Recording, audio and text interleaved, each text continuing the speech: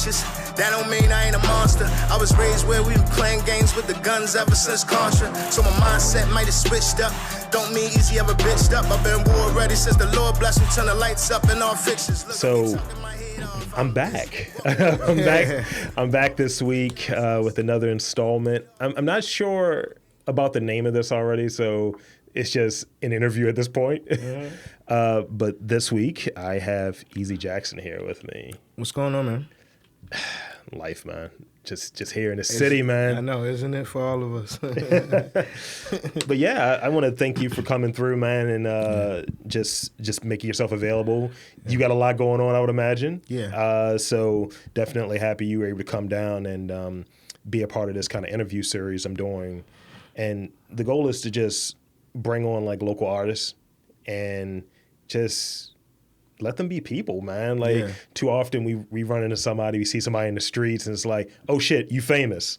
What's good?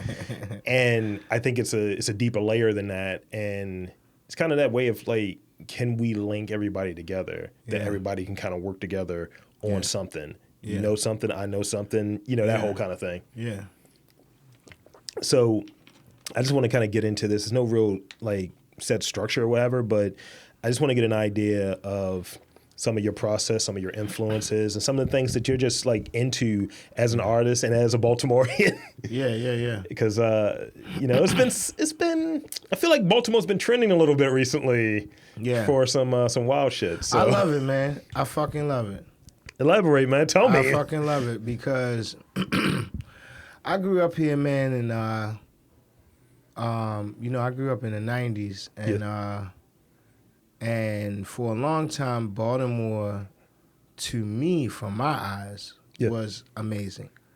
Just interesting. Yeah. You know what I mean? Like, even growing up in the hood and, as President Trump called it, the rat-infested areas, there's always been beauty here for me. You know what I mean? Especially as an artist. The creative community in this city raised me. My mother was a poet. Yeah. My mother used to take us to open mics. Yeah. And we would sit in the back or, sit, in the audience, like while she performed or while we waited for her to perform. My mother would, during a certain time she was sober, she would go to AA meetings and do these Al-Anon shows, talent shows for, alcoholics and their family members. And she would sign us up and we would perform at these, And so I went to the Baltimore School for the Arts.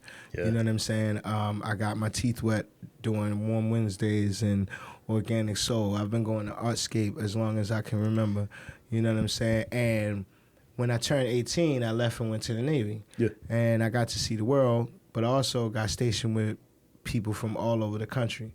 Right. And then through that, I was able to learn about all of these different cities and these different cultures and get exposed to their music and their art scenes and their leaders and their artists and stuff. And I always felt like Baltimore needed to be known more. You know what I'm saying? And it didn't happen until Freddie Gray in 2015. I just came off my first U.S. tour. Shout out to my man, Hyde Keach. Hyde took me on tour with him. It wasn't my first tour, but it was my first time. We were on the road for 45 days. Yeah. It was my first time going around the country and really seeing parts of this country that I had never seen before. I had no idea it was so beautiful, so gorgeous, but so much of it is lacking in the culture that we have here. And that's the culture we have. And that's the thing. Like, you have it like pocketed, right? Like, one of the things that I encounter, because I'm a creative, like it's something. Yeah. Like, okay, I'm gonna write this, I'm gonna work on this, I'm gonna podcast about this, I'm gonna do something. Just my fingers in, and I can't get away from it, right? And I find like oftentimes you'll talk to people who feel like they made something, who feel like they done something, that they move away from the city. They get away, they go to this sanitized kind of cookie cutter thing. I gravitate towards the cities. So if I go somewhere, my favorite city to go to is New Orleans. I love that city. Yeah. And it has its things. People keep bringing up New Orleans. I've never been to New Orleans, but I feel it calling me. And it keeps coming up. It keeps coming up. It keeps coming up in random conversations. People are like, I love New Orleans. Today I looked online and somebody was talking about the Baltimore accent. My godbrother was having a discussion about the Baltimore accent, and then somebody replied to him and said, "Yeah, I love Baltimore and the New Orleans accent are my two favorite accents." and I'm like. And he was like, "Yeah, I love the New Orleans accent too." And I'm sitting there like, "Me too, baby." Like, you know what I mean? I've been wanting to get over there for a minute now, baby. You know what I'm saying? Yo, me and my mans that I do Unofficially Black with, shout out to Just Greg. We would come back and we went down there together a couple years ago and we get on the plane. He's like, "We get a smoked sausage, baby." And the lady giving him a wild side eye. But it's just something that you find a place that has brown people, black people doing something that's like, all right, we naturally have it. Yeah. Whatever it is, whatever your thing is, whatever your jutsu is, you have it. And it's always, I guess, disappointing to me when people say, "I need to move out into the county." Whenever any city that I travel to, I say, "Yo, where's the culture at? Where's the diverse people at?" I can get something, whether it be from something as small as, "Yo, I tried food here. This is amazing." Or I saw some street art. Or I'm listening to, like, I think the last time we were in New Orleans, me and my girl, we came out of Sephora, and the dude was just like freestyling shit he was seeing people walking by. Mm-hmm. And I was just like, yo, I mean, your bar's like, but I appreciate what you're doing, you know what I mean? Yeah. And I dig that, and I think it gets lost. Yeah. I think it gets lost. And it gets lost by people wanting to impress outsiders. and this is something that I've always respected about the genuine cities. Yeah. It's like Chicago versus the world. Yeah. It's New York versus the world. It's Houston against everybody. It's Detroit versus everybody. Yeah. And one of the things that has bothered me most recently about the Baltimore thing is you got Baltimoreans going, "Well, you know, maybe Trump is right." Bitch, shut the fuck up. Like, we never asked Trump to say shit. I don't give a fuck what Trump think about Baltimore. Why do y'all give such a fuck? You know what I'm saying? Like, that's not Baltimore, my nigga. Like, that's not Baltimore. Like, fuck him. Fuck what he's talking about. We know what our issues are. Yeah. We're working on our issues. We don't need to fucking, like, talk to y'all. That's why there's always been this thing. Yeah. My thing, shout out to the DMV. Like, much love to what they've been able to accomplish for artists, what they've been able to accomplish as a scene and all of that. But the DMV is a new thing, and it never included Baltimore. Yeah. Because we never needed it to. And I've sat through so many of these conversations where people don't call it what it is. DMV was started so that the suburbs of Virginia and the suburbs of Maryland could latch on to inner city DC and have some fucking clout, which I don't blame them for. Yeah. New York does it.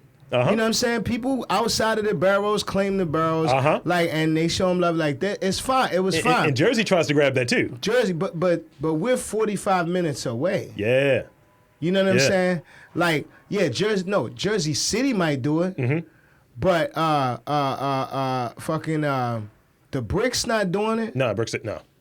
You know what I'm saying? Yeah. It's like we got our own thing. This is the Bricks. Like, we're not New York. But you know what I mean? And so Baltimore we've always had that thing. And people outside will go, "Y'all so ignorant. Like, it's D.C., Maryland, and Virginia. Y'all in Maryland." Out of here. No, get the fuck out of here. We are Baltimore City. Yo. We've always been Baltimore City. And the people here who actually make a difference are the ones who stand proud of it. Yeah. So, you can tell me, "Oh, we got rats. Oh, it's dirty. Oh, it's abandoned houses." I know somebody working on almost all of that shit. So unless you're willing to roll your sleeves up and go meet them in the streets and help them, shut the fuck up. Check it. I'm not trying to hear it. Check it. So going back to that DMV thing, right? Mm-hmm. Because there's that line. You gave me that flashback. You gave me that Morgan State flashback. Yep. Mm-hmm. I used to sit there and have these conversations. I used to get into like beefs with like DC guys or like PG County guys. I was just like, y'all got the shitty parts of two states nobody wanted, and then y'all called it a. And he's like, "Oh, fuck you." I was like, now you "Am I wrong?" With DC, and you know what I mean? Like, I don't know for sure, but niggas say Wale from Silver Spring. You know what I mean? I heard that too. You know what I'm saying? But that's fine. That's what works for y'all. But like, and thank you if if y'all choose to include us. Yeah. But most of the time you don't.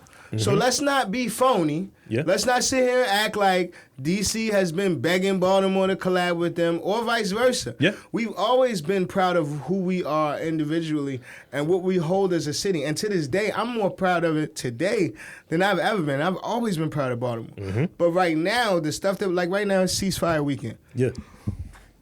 Baltimore ceasefire weekend, right? What's this? Like 2 years. I think this is the 2-year anniversary weekend of the Baltimore ceasefire.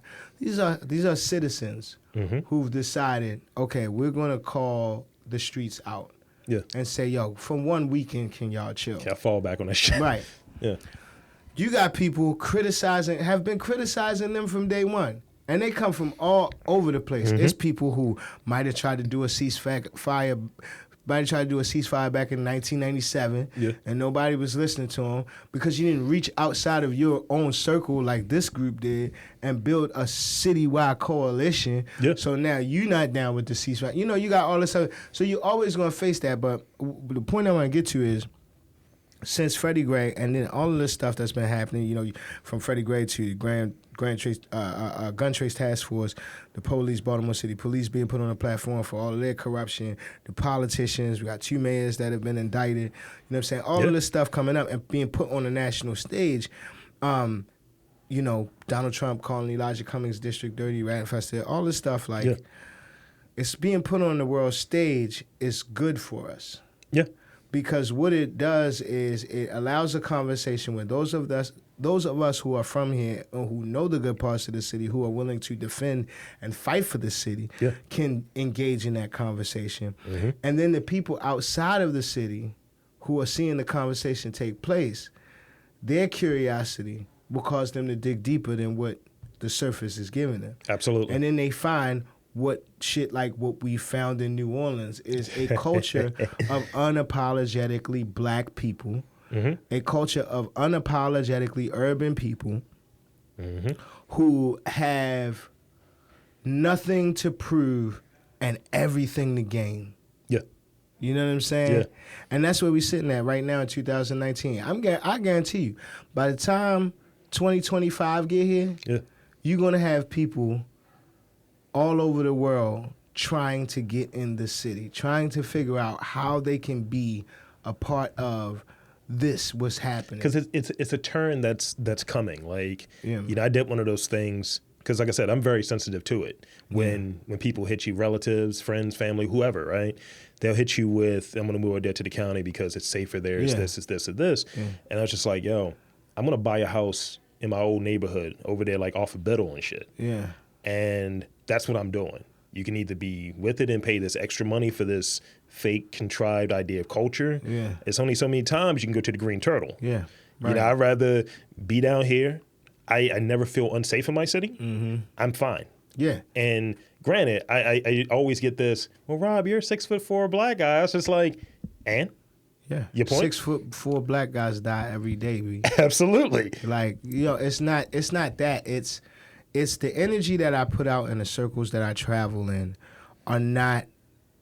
we are not the ones that are ending up on the news every night. And that group in any city has those challenges and has those struggles. Those, you know, you're talking about poverty, you're talking about lack of education, you're talking about lack of access to resources, you're talking about lack of assistance and care as it relates to trauma, mental health. You know what I'm saying? And instead of being honest about all those factors, you're given these stories, these couple seconds to be told in a news flash. Another young black male murdered. Yeah. Another young black woman murdered. You know, gun violence, murder rate. Yeah. Oh, but we not talking about how these socioeconomic both the issues. shooter and the victim graduated from a high school where there was no fucking heat in the winter. Right. You know what I'm saying? We're not talking about that. We're not talking about how the shooter and the victim raised in households where there was nothing to eat. No, of course not. You know not. what I'm saying? Or slumlords who refuse to fix piping and shit like that, and lead in fucking walls, lead paint, and how that's affected. Oh, but you paid them off and you gave them you gave them lawsuit money. Yeah. So now we just gonna brush that on the rug. We're not gonna talk about that more. Absolutely. No, we don't want to talk about that. We want to point the finger. You know what I'm saying? And then it's all a big plan to have big money come in and gentrify Baltimore because they can't afford fucking New York no more. Yeah. They starting not to be able to afford Jersey City and Philly. Yeah. They can't afford DC no more. We not dumb. And that's the thing. That's the thing. I like literally a lot of what you're saying. This is in this blog that I'm writing, and I'm like, I need to research this better. But I got a lot of feelings about this shit. Yeah. And I was just saying, I was like, some of these cities, like that have these same problems, like. I remember when we talk about this murder rate conversation, since that's the number that fuckers like to throw out there, right? Yeah. I was like, Philly was up there with us at one Philly, point. oh yeah, we was right there neck and neck. And then, like, I went to Philly recently, right? And I was like, a lot of construction around here. Looks kind of similar to some of the shit I'm seeing Same shit, back bro. home. Same shit, bro. And I was just like, oh, Same y'all just shit. got a better publicist right now. Yeah. And when you hear, like... They just, on their gentrification, they're a few years ahead of us. Yeah. I say they about like 4 or 5 years ahead of us. You know what I'm saying? Yeah. In terms of their gentrification that's happened. But yeah, they was looking like us just 5, 6 days. We was in the same boat. And that's the thing that's wild. Like, so one of the things that kind of stuck out to me is that, like, how cities are being used as like other words. They're not being used as a place to inhabit people and culture and all of this different shit. So the way I wrote, I was just like, all right, remember how Chicago was always everyone's punchline? Mm-hmm. Now they're trying to do that shift. Like, remember this other place that sucks? Yeah. You know, what about Baltimore? What about Baltimore? They got problems, right? Y'all saw The Wire. Yeah. Y'all saw that. Oh, yeah, no, just a few years ago, it was Detroit. Yeah. When the mayor, Kwame, got, you know what I'm saying? And it was Detroit. You just kept hearing about Detroit. Then it's Chicago, you know what I'm saying? They're doing this all over the country. In the late 80s, early 90s, it was Compton. Yeah. You know what I'm saying? You got, in the earlier 80s, New York City. Now go to Manhattan. Now go to Manhattan. Try to go to Manhattan and enjoy yourself with $20. My girl's from New York. It's not happening. And she grew up in the 70s. And she was just like, yeah, I remember they were getting trashed for like a while. Yeah. And she was like, it's funny how that doesn't exist anymore. Yeah. Or, this place is closed because they took this out. I was like, oh, yeah, that large-scale gentrification. Yeah. She's like, home isn't home anymore. That's wild. And that's the thing that I'm very quizzical on what's going to happen with like Baltimore, right? Like when I see things, I'm like, okay, progress, at least the idea of progress. It's more eyes, more attention and all of that. But then it's like, who's determining what's good for us in that way of this is synonymous. This is the Baltimore experience. Yeah. This is the, like, so we do the show afterwards, right? Mm-hmm. It's called Unofficially Black. And pretty much the idea around it was like, yo, why is my quote unquote black experience less valid than someone else's black experience? Right. Who's defining that shit? Right. And it's just really, really interesting to me. Like someone else that may or may not really be from here or have the experiences of being here kind of is starting to try to have say in how shit works here. Mm-hmm. And it's because they have the money and resources where they can. Yeah. You know, and so I don't as much blame them as much as I blame us for allowing it. Mm-hmm. You know what I'm saying? Like, for us to hear Trump say what he say and then jump on his bandwagon is so disrespectful to the people who have been working tirelessly to change the conditions that he's talking about. And for you to be from here. Mm-hmm. You just co-sign. And back him up and co-sign him. It's almost like you've been ignoring the groundwork. You who claim to know the groundwork and claim to be on the ground, you've been ignoring the groundwork that much that you would let this orange-faced bitch stand up there and say that shit, and then you going, oh, but he right, though. Like, if you just ride through, like, you can see, shut the fuck up.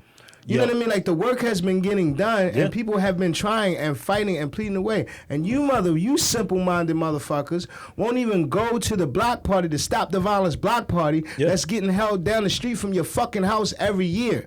You won't come out and volunteer for the neighborhood cleanup. You won't donate to the back to school back to school drives. You don't come out to support your local artists. You don't buy their music. You don't do anything but take your fat ass to work and then come home and watch the fucking news and listen to people not from here talk about your city, and then you want to say, oh yeah, it's just like when a nigga killed his wife, right?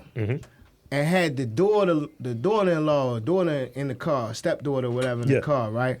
And then they try to say the panhandler lady did it, right? Yeah. Here come all these motherfucking Sambo ass niggas that would have snitched on Harriet Tubman.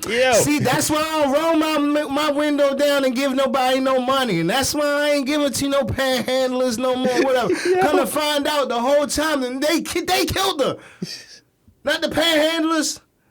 This shit is so wild, right? Like, it's challenging for me to say there's always a color attached to it. Yeah. But there's always a color attached to it. Always a color attached to it. And it's like... And if you dig deeper, there's a dollar amount attached to it, Oh, too. always. Especially if you pay attention to the narrative. Because those things go hand in hand or what have you. It's like, yo, if we can separate them with some goofy shit like color, let's do that. If that doesn't work, then let's work with a class thing. Because I know some broke-ass white dudes who shade people that got jobs. Right.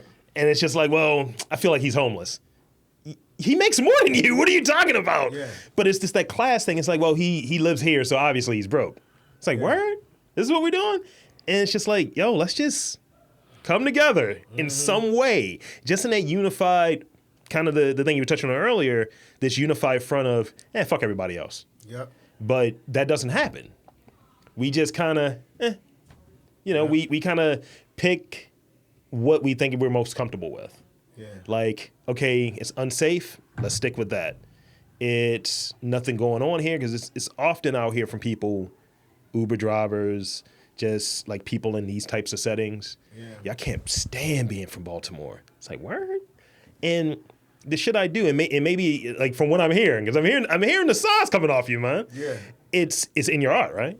Huh? It's in your art. It's in your music. It's in what you do. It's in my art, man. It's also a personal choice to like find your happy place. And finding your happy like man, a lot of people don't realize that they enjoy misery. They enjoy complaining. Yeah. You enjoy living in bad conditions. Yeah. Because this city is so small, you don't have to go far to find joy. Yes, it's in my art. Yeah. But my art has been inspired by the art that I was around. Right. And that's always been Baltimore art. Right. You know what I mean? Like, I'm raised in this shit. Like, I've been in this shit all my life. But that's because I wanted to get off my fucking block.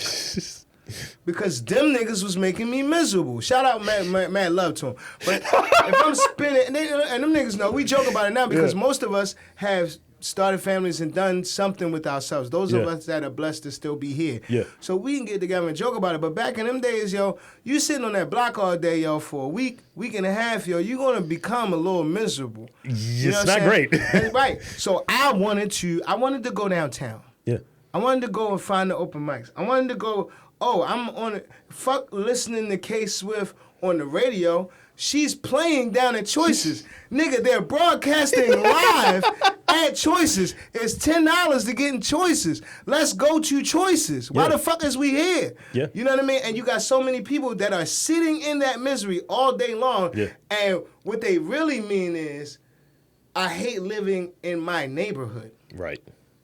I hate being around my social circle. You need to compartmentalize it. Yeah. Like I hate being in my own head. Yeah, in my own head. And granted, don't get me wrong, I'm not denying the realities of living in Baltimore. I'm not denying that at all. Like, bro, I seen people murdered right in front of me. This is something that I've dealt with. You know, I've been lucky enough to have been able to go to therapy and deal with my own traumas and all that stuff. Yeah. Abuse, yeah.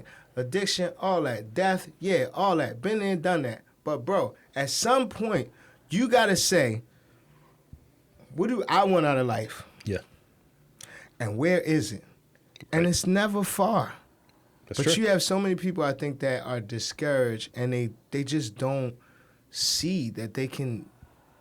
So through my art, what I try to do is, while it's healing me, I try to create something that's going to heal somebody else or at least inspire them in the dark place where I know I've been. Yeah. You know what I mean? And if that pulled me out, okay, so maybe now luckily we got the internet. So like, you know, my music can go anywhere. Yeah. So that person that just somebody that know me or heard me shared or whatever, and this stranger is clicking on it. Yeah. And they're like, oh man. You know what I'm saying? Yeah. Like, yeah, bro, and guess where that shit came from? This dirty ass, rat infested city that you hate. You know what I'm saying? Like, we here, yo. Like, and that's my thing. Like, I can't. You know, I put something on Twitter the other day. I was like, yo, misery is not allowed to love my company. Right. It's not allowed to.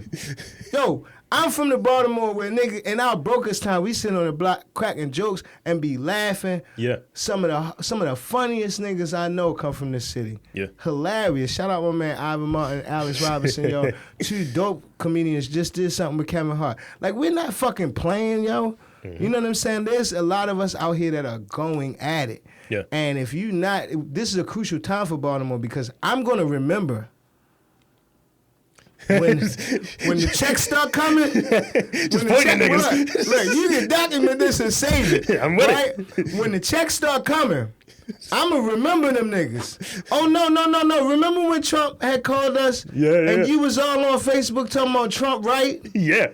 No, we ain't got no slots on the bill. You niggas is done. No, we ain't got no slots on the bill for you, yo. Move to LA, yo. Get out my face, yo. Move to DC, yo. Go down there. Where Trump from? Manhattan, yo. Move to Manhattan, yo. See how that shit work out for you, yo. Yo. You can't even get a crab cake up that bitch for less than $30 and it sucks. Yeah. That's the thing that's really crazy. Like, yeah, you get me hype, yo. Don't get me hype. Don't instigate like this. I'm over here like raising Eze Jackson's blood pressure and shit. It's like, here's the other thing about these motherfuckers. I need a cigarette after this, yo. So hold on. Let's go back a little bit. Right. So let's talk about your process a little bit as an artist. Okay. Like when you're I like to meditate first. Okay. Matcha. And a little jazz, a little Coltrane. No, it's probably weed for me if I'm keeping it funky. But like, so what does that look like? Do you like? I was listening to something earlier, and I was actually listening to your most recent project, Fool, earlier. And like, you know how you get up and you're like, fuck, this is gonna be a whack day. Yeah. And I started listening to it, and I was like, all right, yeah. Not gonna be so this bad. This is gonna be great. This is gonna be wonderful. I don't give a shit. And it just gives like that fearless juice. Like, yo, because I think that's what we run into. We don't take chances. Yeah. We are fearful. It's a Meek Mill line. Yeah. Scared money don't make no money. And it's that. Like, you got to be fearless in creating and being an artist and all of that. Yeah. And just based on, you know, this is probably the second time you and I have met or what have you. Yeah. Just based on like your energy like flying out, you have that fearlessness. Yeah. Man. Yeah. And I dig it. And I dig what you do. So going back to like that process, like what is he like, you know, I'm going to do like this many tracks. I'm going to like, how's the writing process start off? It's been different for every project. Okay. So this is my 3rd solo project, and then I put out 3 projects with my band Soul Candy. And every project has been different. For this particular album, I had put out 2 albums, and then after my 2nd album, the day after the release party, that night of the release party, my brother died. Shit. Sorry. And that's 2 years after my mother died. And this whole time, I was kind of like coping, like by putting those projects together, and I had, in a way, rushed them because I was like, okay, well, I'm going on tour this time. Right. I got to have an album ready to go on tour. You know, I did the first Dirty Christmas show, which I'm coming up on the 5-year anniversary of Dirty Christmas this year.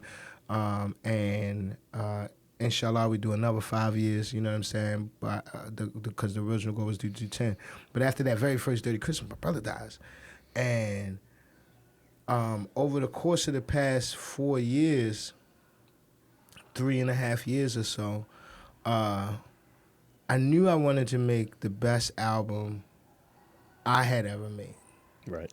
You know, while I liked all of my other music, I wanted to make an album that could speak to anybody going through anything close to what I had gone through. Right.